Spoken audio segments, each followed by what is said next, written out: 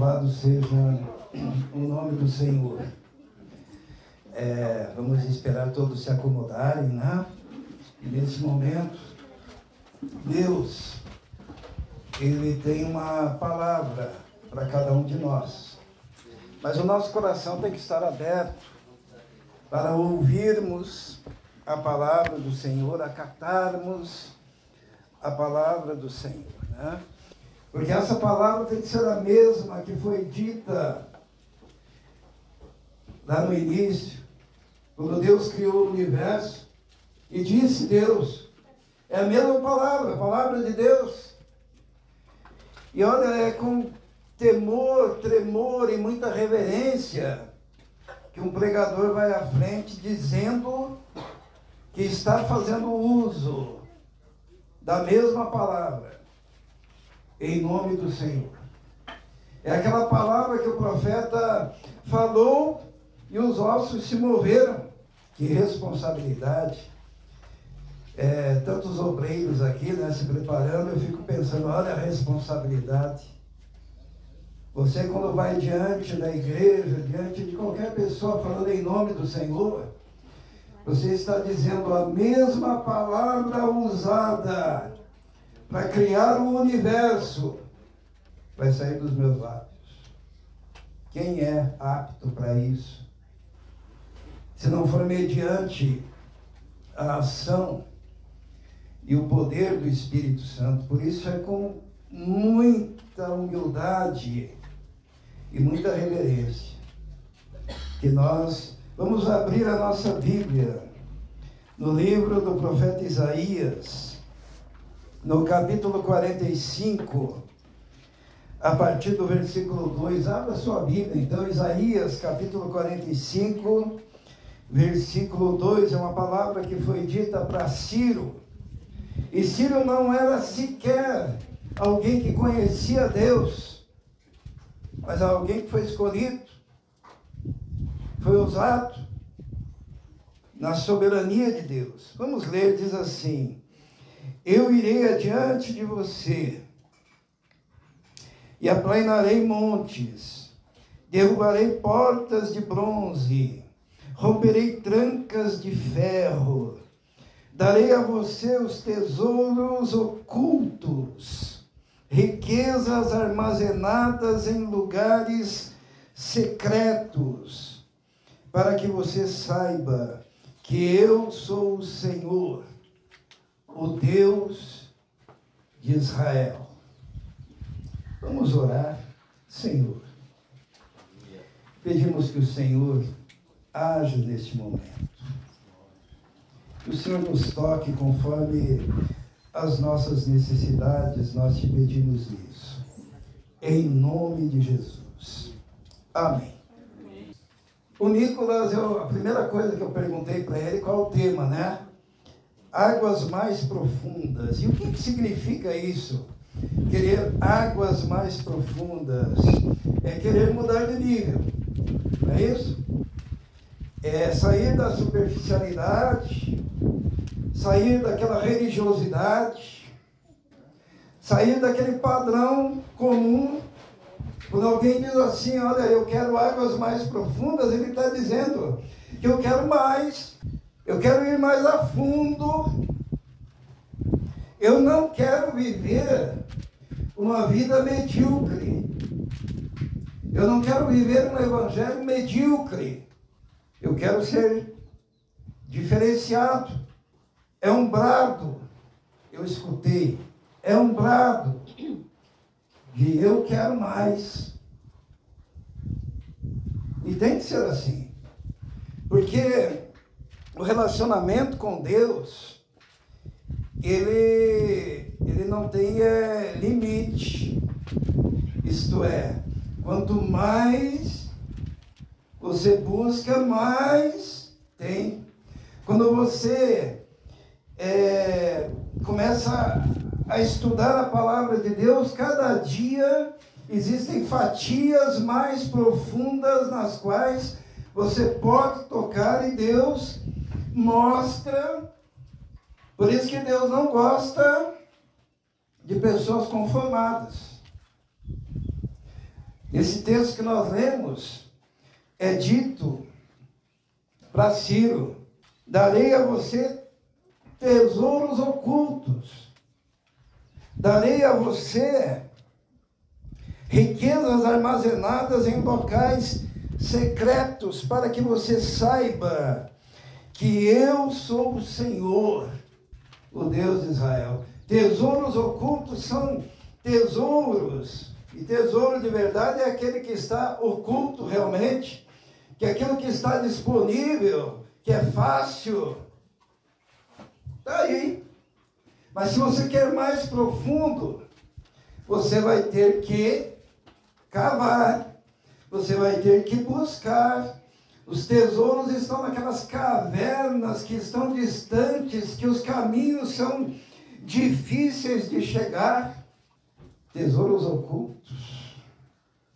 Lá em Colossenses, nós temos uma palavra sobre isso, no capítulo 2, no versículo 3, diz assim: nele, isto é, em Cristo, estão escondidos todos os tesouros da sabedoria e do conhecimento. Em Cristo.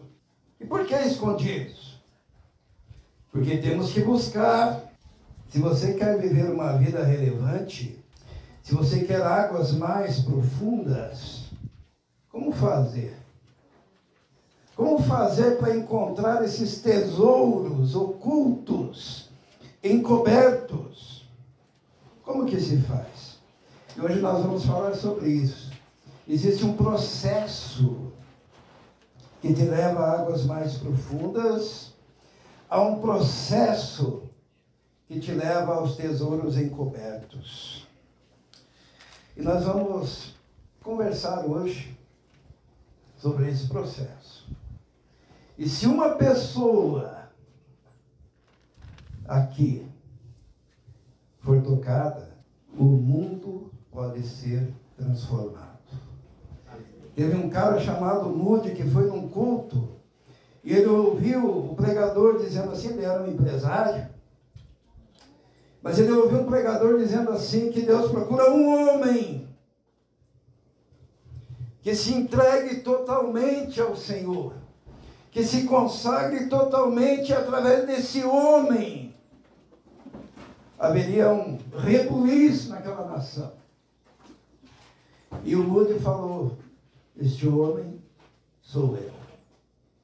E ele tornou-se um dos grandes evangelistas, um grande avivalista. Se um tomar a posição de buscar com afinco esse tesouro escondido, se um buscar com afinco essas águas mais profundas, nós sequer imaginamos o que Deus pode fazer através da sua vida. Mas é um processo.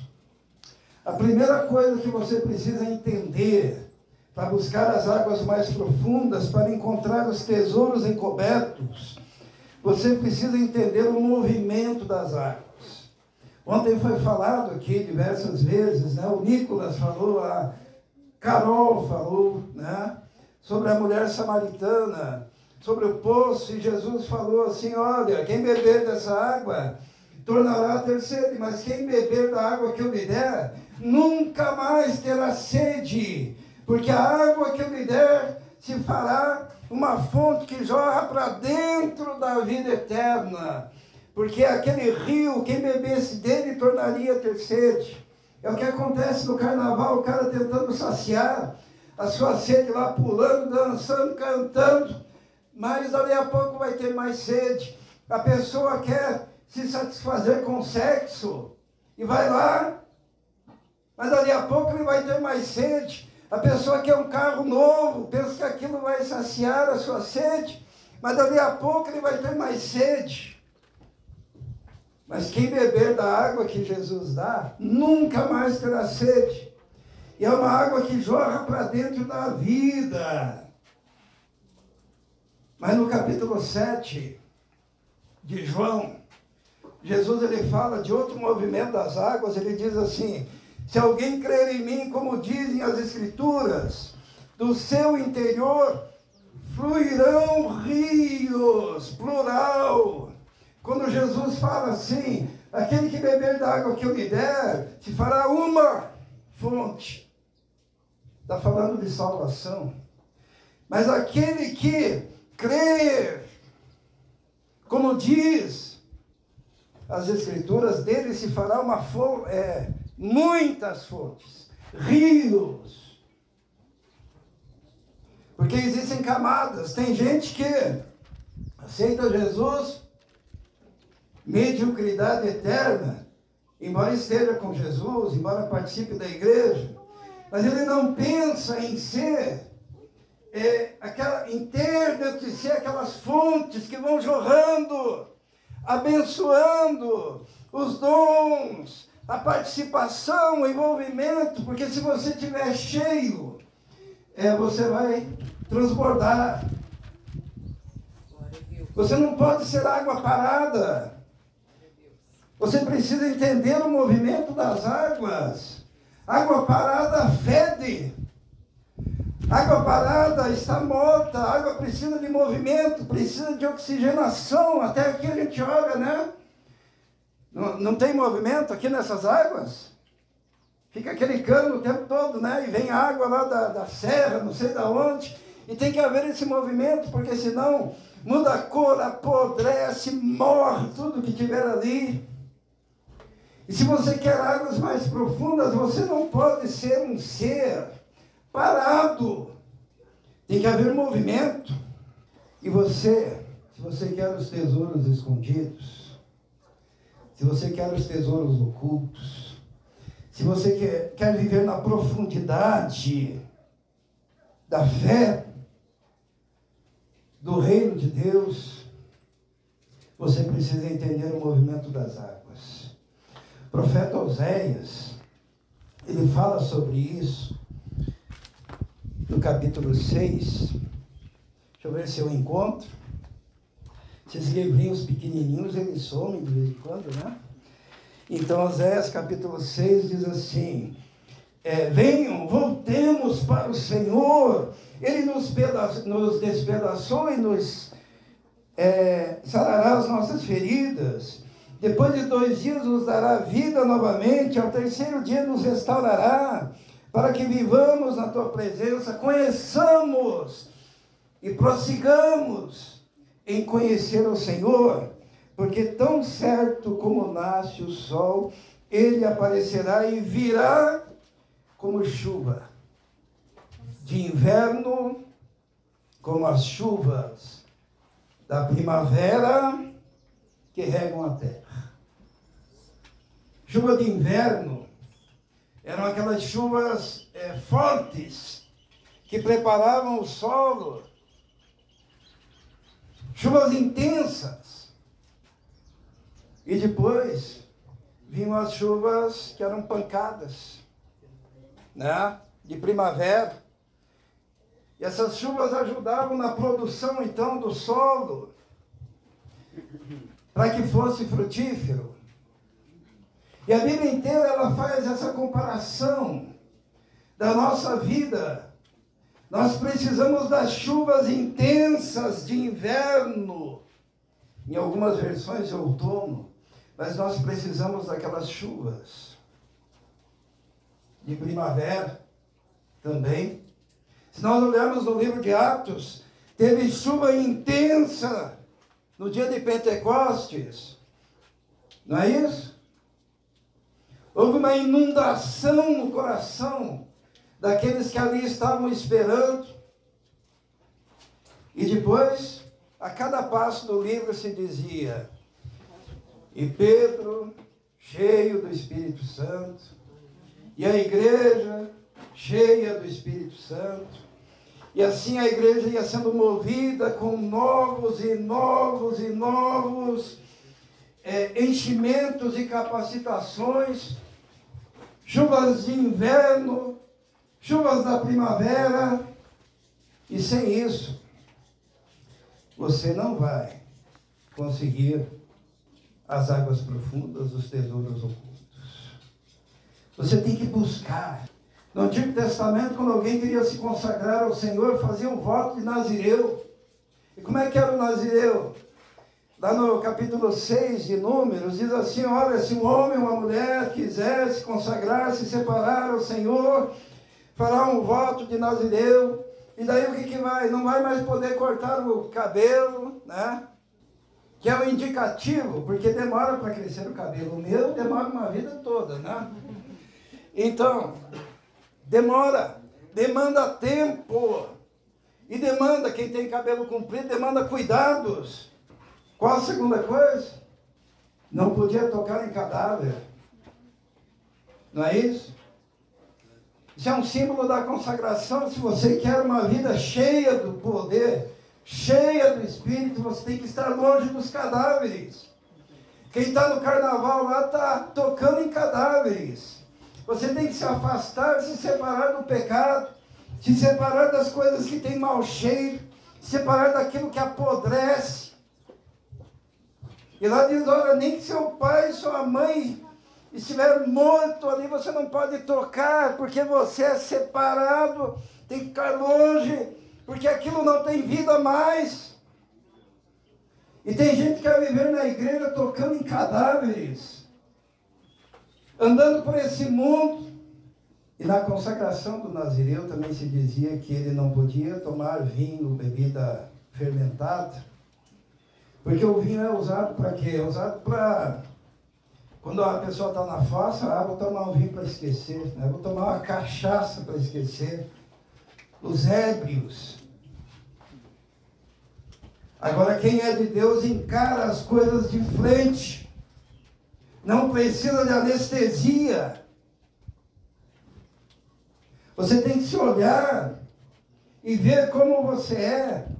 E ver o aspecto que você precisa mudar. Sem fantasia. E se você está vivendo uma vida superficial, nesse retiro, é a oportunidade de mergulhar em águas mais profundas. É a oportunidade de encontrar os tesouros ocultos. É a oportunidade de encontrar a preciosidade daquilo que Deus tem para você e para a sua vida. Primeira coisa que você precisa entender é o movimento das águas.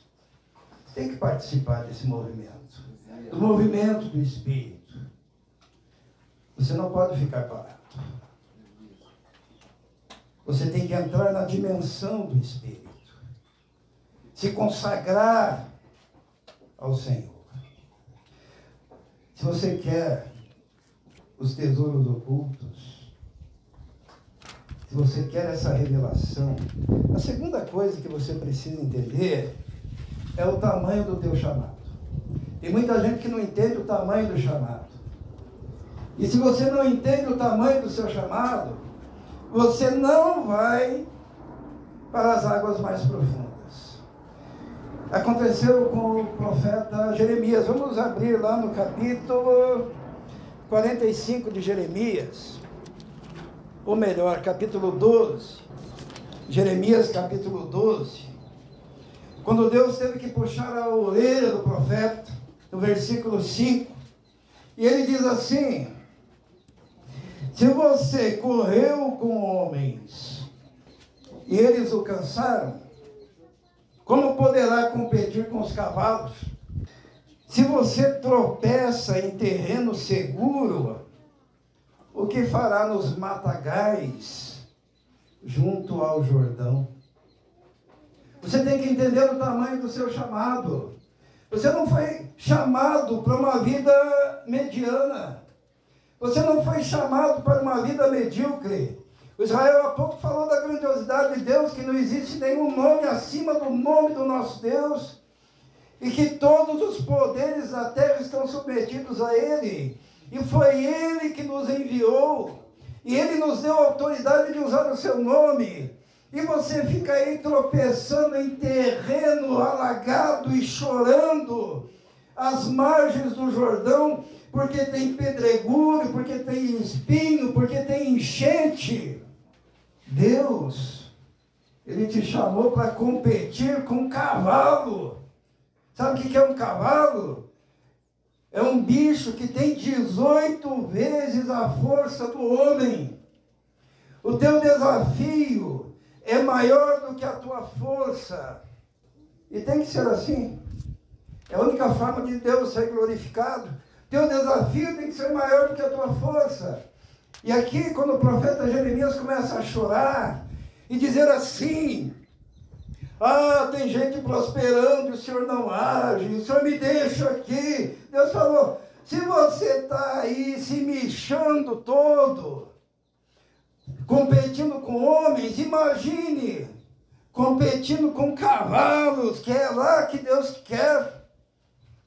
Deus não quer para você uma obra pequena, medíocre, sem significado, porque a tua obra é ganhar almas. E você não tem a capacidade de ganhar almas se não for na profundidade do Espírito, se você não buscar os tesouros escondidos, se você começar a entender que os homens que foram usados por Deus, eles levantavam mais cedo, eles buscavam mais na palavra, eles se humilhavam mais diante de Deus, porque é só assim. Eu fico muito triste quando jovens que ainda estão competindo só nesse nível humano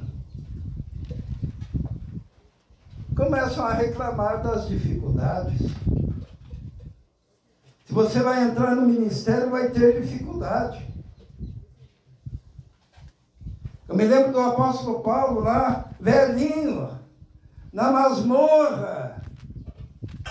Ele já sabia, porque Deus já tinha revelado que ele ia morrer. E daí ele chama o seu filho na fé, Timóteo, e diz assim: Timóteo, venha rápido, porque eu tenho pouco tempo.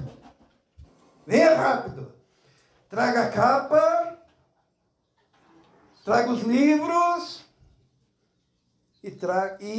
a palavra ali, ó, e especialmente os pergaminhos. Porque Paulo, velho, na masmorra, os pergaminhos são, porque Paulo era escritor, e ele também editava, né? Seria o mesmo equivalente a dizer: traga a folha em branco para que eu possa produzir conteúdo. Um velhinho querendo produzir conteúdo. Um velhinho que já vai morrer dizendo: eu tenho pouco tempo. E eu tenho que fazer a obra de Deus. Enquanto tiver fôlego em mim, eu vou fazer. Eles vão me matar, mas eu vou fazer. Paulo ia morrer, e quando ele olha no retrovisor da vida dele, ele vê que no ministério dele ele sofreu naufrágio, teve que se agarrar às tábuas do navio. Quando chegou na ilha, uma cobra mordeu ele. Ele lembra que um dia ele estava numa cidade e foi apedrejado. Ele lembra da vida dele, de tudo que foi o ministério dele. Quando ele expulsou aquele demônio da moça que adivinhava, ele foi parar junto com Silas na prisão. Depois de ter sido açoitado pelos judeus 40 vezes e pelos gentios mais 40 vezes, estava em carne viva, com as mãos amarradas, com os pés amarrados no tronco. E lá na prisão, lá no seu finalzinho de vida, o que ele diz?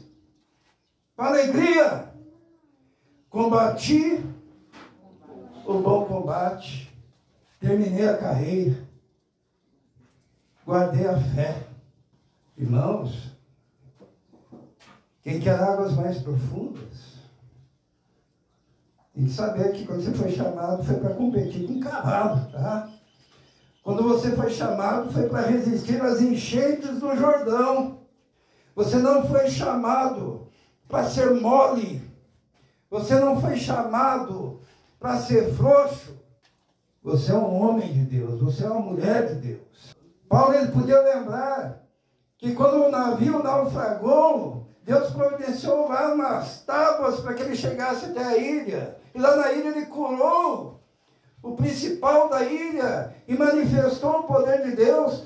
Quando ele foi apedrejado uma vez, dizem os historiadores, que foi ali naquele apedrejamento que ele foi arrebatado até o terceiro céu, ao paraíso, e ouviu coisas inefáveis que ao homem não é lícito dizer. Teve uma experiência maravilhosa, oriunda de um apedrejamento. Por isso que em tudo dá graças.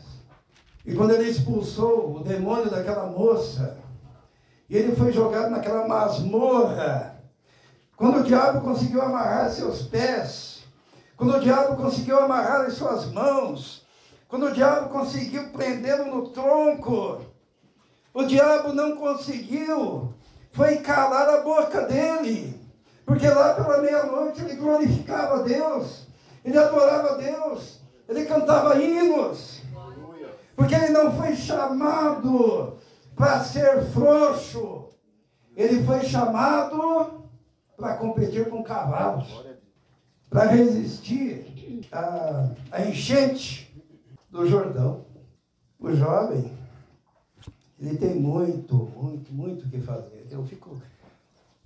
Essa turma aqui pode transformar o mundo. Transformar o mundo. E se permitir encher-se do poder do Espírito e mergulhar em águas mais profundas. Gideão estava o povo todo dominado, e tudo que eles faziam era roubado. E Gideão, o que ele fez? Ele foi malhar trigo no lagar, escondido. Não era o lugar ideal. Tem gente esperando o lugar ideal, né? Eu vou fazer a obra de Deus quando estiver no lugar ideal. Eu vou fazer quando eu estiver preparado. Mas Deus, ele capacita quem vai fazer. E é enquanto você faz que ele te capacita. Tem gente esperando, né? Está lá esperando. Quando eu tiver os dons adequados, a igreja adequada, o ambiente adequado, eu começo. Não, Deus age assim, ó. Você vai e ele vai capacitando, ele vai ungindo, ele vai se manifestando. Quando Jesus curou aqueles leprosos, a palavra de Deus diz que enquanto eles iam apresentar-se ao sacerdote, foram curados. Enquanto eles iam, durante o processo. Você está na igreja sentadinho lá, ainda não chegou para o pastor, e não falou: pastor, eu estou queimando aqui por dentro, eu quero trabalhar, me ajude, me prepare, me dê uma missão, eu quero ir no culto, eu quero ir lá no bairro, eu quero abrir um trabalho, eu quero trabalhar no louvor. Se você não fez ainda, você está esperando o quê? É quando você se dispõe, que Deus vai capacitando você para fazer. No Salmo 66, que é um salmo muito bonito, o escritor, o salmista, ele traz esse princípio. Olha só o que diz ali, ó. Para Deus colocar você no lugar de fartura e de prosperidade ministerial. Olha o que aconteceu, versículo 10, Salmo 66.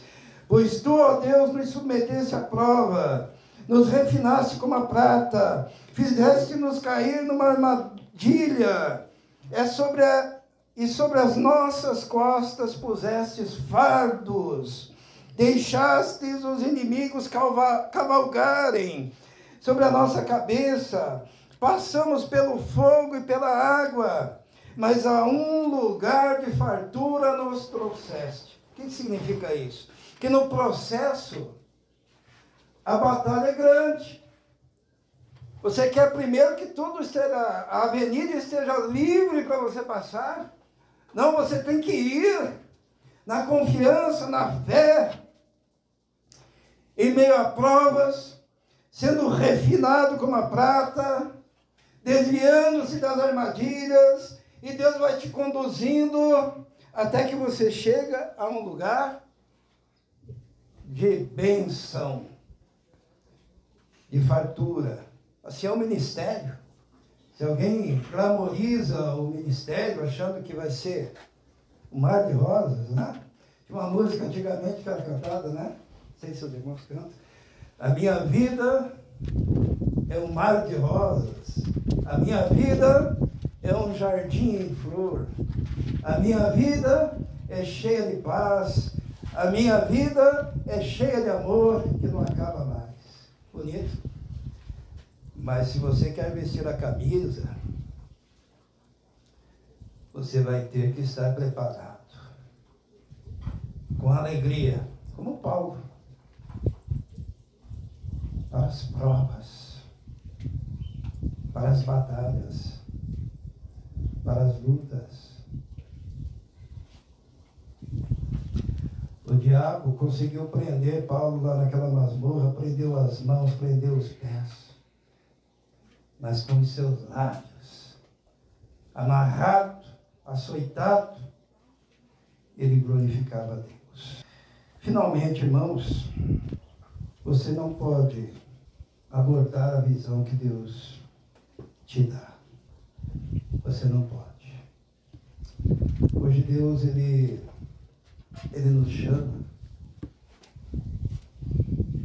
Chama cada um de nós, cada um de vocês, para viver nessa intensidade da fé. Essa intensidade da experiência com Deus. Você não pode fugir do teu chamado. Você tem que colocar-se em movimento. O Senhor, Ele quer fazer uma obra através de você, através da sua vida. E te chama para isso. A palavra de Deus, ela nos dá a possibilidade de vivermos uma dimensão diferente. Mas para isso você tem que se submeter a Deus. Uma vez se converteu um idoso e um adolescente na igreja.